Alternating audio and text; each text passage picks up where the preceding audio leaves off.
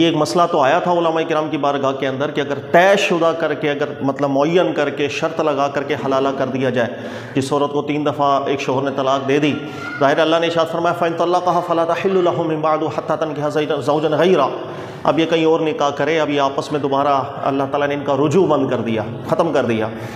ظاہر ہے عورت ہے، وہ مذاق نہیں ہے کہ آپ بار بار اسے چھوڑیں، بار بار لیں، بار بار چھوڑیں، بار بار لیں،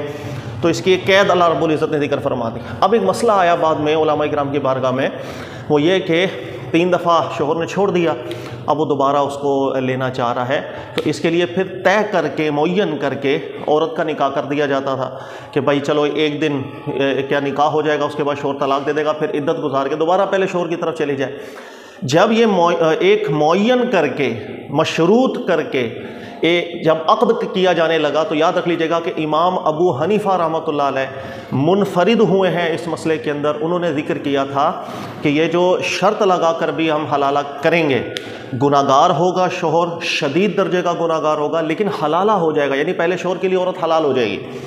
اس کے مقابلے میں اگر آپ دیکھیں گے امام مالک رحمۃ اللہ تعالیٰ علیہ، امام احمد بن حنبل رحمۃ اللہ تعالیٰ علیہ، اس کے علاوہ امام شافعی بھی ایک قول کے اندر، اور ان کے جو متاخرین علماء ہیں بہت سے، انہوں نے اسی کو مفتوی رکھا۔ خود امام ابو حنیفہ رحمۃ اللہ علیہ کے جو شاگرد تھے، امام ابو یوسف رحمۃ اللہ تعالیٰ علیہ، اس کے علاوہ امام محمد رحمۃ اللہ علیہ، ان سب نے امام ابو حنیفہ سے اختلاف کیا تھا، اور ان تمام کے تمام علماء محققین مجتہدین امام ابو حنیفہ کے خود شاگرد، ان کا قول یہ تھا کہ بالکل نہیں، اس سے نہ تو پہلے شوہر کے لیے وہ حلال ہوگی، نہ یہ نکاح منعقد ہوگا، یہ نکاح ہی بالکل باطل قرار دیا جائے گا۔ اس کی وجہ سمپل ہے، ہم استدلالات پہ غور کریں۔ دیکھیں اللہ کے نبی علیہ الصلوۃ والسلام سے بھی ایک حدیث ثابت ہوئی ہے، ترمذی کی روایت ہے، حدیث ٹھیک ہے سند متن کے اندر، کہ نبی علیہ السلام نے فرمایا کہ لعنتی فعل ہے یہ، کہ حلالے کی نیت سے جب نکاح کیا جائے تو کرنے والا کروانے والا ان دونوں کو لعنتی، اللہ کی رحمت سے دور ایک فعل قرار دیا۔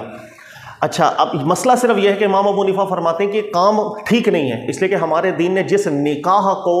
مشروع رکھا، یاد رکھیے گا، اسے نکاح رغبت کہتے ہیں، یہ لفظ ہمیشہ ذہن میں رکھیے گا۔ نکاح رغبت کا مطلب یہ ہوتا ہے کہ آپ کسی بھی خاتون کو ایک ذمہ داری لیتے ہوئے اناؤنس کریں کہ بھائی یہ آج سے میری زوجہ ہے، زندگی بھر کے لیے اس کی ذمہ داری میری ہے، میں نے اس کا خیال کرنا ہے، اس کے نان نفقے کا، اس کی تمام ضروریات کا، اس ذمہ داری کے ساتھ میں اس عورت کو قبول کرتا ہوں۔ نکاح رغبت مطلب آپ کی نیت یہ ہونی چاہیے کہ میں ہمیشہ کے لیے، مرتے دم تک کے لیے اس کا ساتھ لے رہا ہوں، ذمہ داری اس کی میں اٹھا رہا ہوں۔ دوسری صورت یہ ہوتی ہے کہ نکاح رغبت نہ ہو، ہمیشہ کی، مرتے دم تک کی ذمہ داری کی نیت نہ ہو، 1 دن کی، 2 دن کی، 2 گھنٹے کی، 4 گھنٹے کی۔ ایسے نکاح رسول اللہ صلی اللہ علیہ وسلم کے زمانہ مبارک میں جو جاہل لوگ تھے، جہالت کی زندگی گزارنے والے، وہ ایسے نکاح کرتے، جسے نکاح متعہ وغیرہ کہا جاتا تھا۔ قرآن پاک نے جس نکاح کو مشروع کیا تو یہ تمام کے تمام باقی جتنے بھی نکاحوں کی اقسام تھی ان کو ختم کر دیا گیا تھا، ذہن میں رکھیے گا، جسے منسوخ کہتے ہیں ہم، کہ نکاح اسلام کے اندر صرف ایک ہی صورت کے اندر ہے، نکاح رغبت۔ اس کے علاوہ متعہ نام سے، متعہ نام نہ بھی دیا جائے، مرتے دم تک کی ذمہ داری انسان نہ لے، اور کوئی وقتی بھائی 1 مہینے کے لیے، 1 ہفتے کے لیے نہیں، ہمارے دین نے ایسے نکاحوں کو مشروع نہیں رکھا کہ عورت ہے وہ مذاق نہیں ہے کہ اس کی زندگی کے ساتھ ہم کھیلتے چلے جائیں۔ اور عورت کی ایک طبیعت بھی اللہ تعالیٰ نے ایسی ہی بنائی ہے کہ وہ ایک دفعہ اگر کسی کے ساتھ لگاؤ رکھتی ہے تو ظاہر ہے پھر وہ کسی دوسرے کو قبول بہت مشکل سے کرتی ہے۔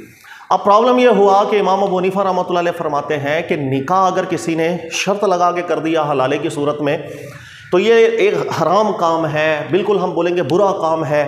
لیکن ہمیں کوئی دلیل ایسی نہیں ملتی کہ ہم بولیں یہ نکاح ہی نہیں ہوا۔ ایک عاقلہ بالغ ہے وہ نکاح کر رہا ہے، عورت بھی عاقلہ ہے بالغہ ہے وہ نکاح کر رہی ہے، اپنی رضامندی سے کر رہے ہیں، تو ہم اس نکاح کو فاسد تو نہیں بول سکتے، ہم یہ کہہ سکتے ہیں ان کی شرط کو فاسد کہہ سکتے ہیں، لیکن یہ نکاح منعقد نہ ہو، ہمارے پاس ہمیں کوئی ایسی دلیل نظر نہیں آ رہی۔ اس لیے یاد رکھیے گا امام ابو حنیفہ رحمۃ اللہ علیہ اس نکاح کو گناہ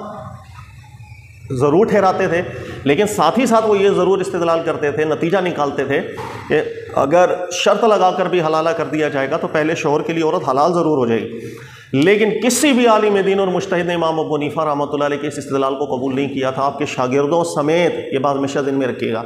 اس کی وجہ یہ ہے کہ جب تمام کے تمام نکاحوں کو ہمارے دین نے یکسر ختم کر کے نکاح رغبت کو مشروع کیا، یہی سب سے بڑی دلالت ہے اس بات کے اوپر کہ اب کسی بھی اور طریقہ کار سے اگر ہم نکاح کریں گے تو وہ مشروعیت کے دائرے کے اندر ہی نہیں آئے گا۔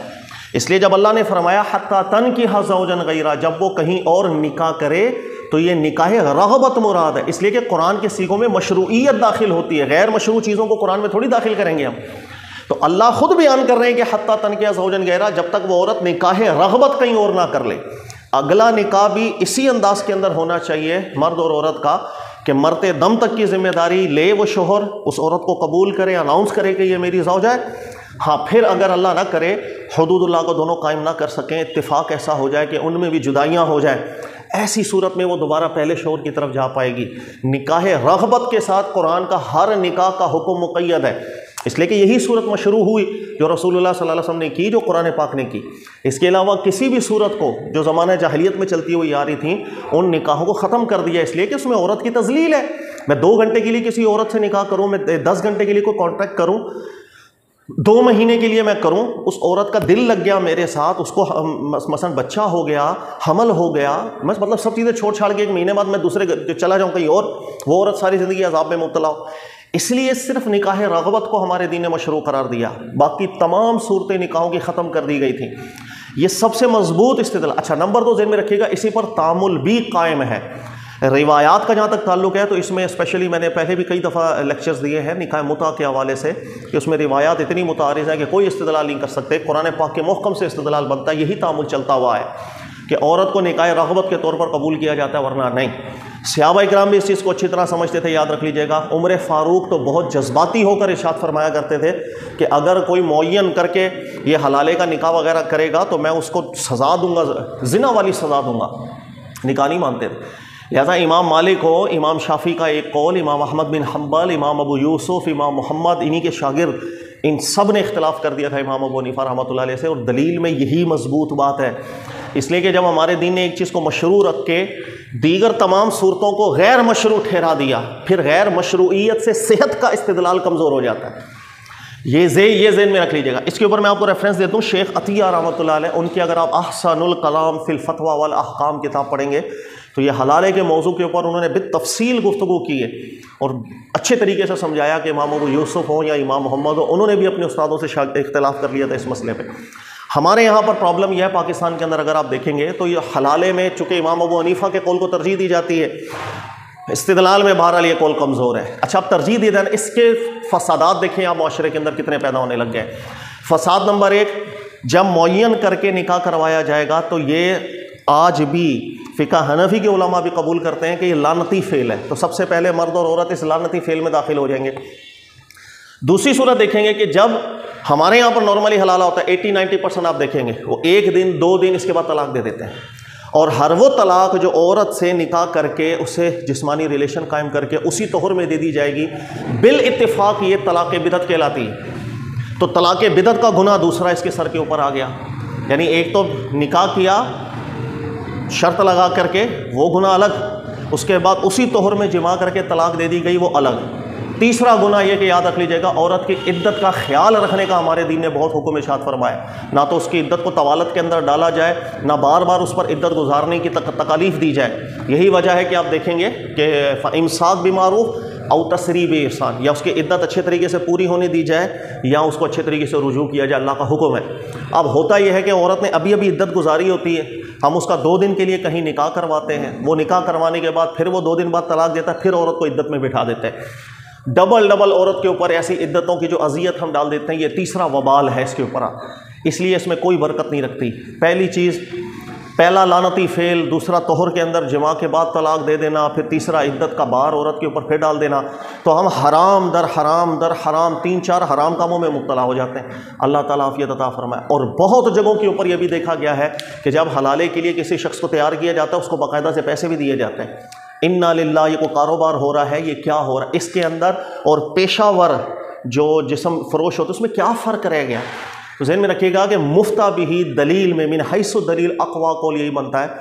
کانٹریکٹڈ حلالہ جو ہوتا ہے یاد رکھیے گا بالکل اس سے حلالہ ہوتا ہی نہیں، ایسا نکاح ہمارے دین نے مشروع رکھا ہی نہیں، صرف نکاح رغبت کو مشروع رکھا ہے۔ اور نکاح رغبت کے حوالے سے بھی اگر آپ محمد بن صالح عثیمین صاحب کی پوری تحقیق پڑھیں یا محمد بن صالح المنجد صاحب کی پڑھیں یا اس کے علاوہ فقہ حنبلی کے دیگر بڑے علماء کرام کی، تو بالکل کانسیپٹ کلیئر ہو جاتا ہے کہ نکاح رغبت ہی ہمارے دین میں مشروع ہے، کوئی اور نکاح ہمارے دین میں مشروع نہیں ہے۔ تو یہ اس لیے میں کہتا ہوں کہ حلالہ میں صرف امام ابو حنیفہ رحمۃ اللہ علیہ یا ان کے بعد ایک امام ظفر کی بھی کچھ جزیات ملتی ہیں کہ وہ متفق ہو گئے تھے امام ابو حنیفہ سے، ورنہ امام شافعی کا ایک قول، امام مالک، امام احمد بن حنبل، خود امام یوسف، خود امام محمد، یہ تمام کے تمام متفق ہو گئے تھے کہ یہ استدلال کی غلطی ہے، اس سے حلال نہیں ہوگی، اس لیے کہ جب اللہ فرما رہے ہیں حتی تنکحا زوجا غیرہ، تو تنکحا کا لفظ ہی دلالت کر رہا ہے کہ نکاح رغبت کی بات چل رہی ہے، کیونکہ نکاح رغبت ہی ہمارے دین میں مشروع ہے۔ اب انسان جب غیر رغبت نکاح کی طرف جائے گا تو خود قرآن کے خلاف ہوگا، جب غیر مشروع فعل کرے گا تو اس سے ہم دینی احکامات ثابت کبھی بھی نہیں کر سکتے۔ تو یہ چیز اپنے ذہنوں میں رکھیں۔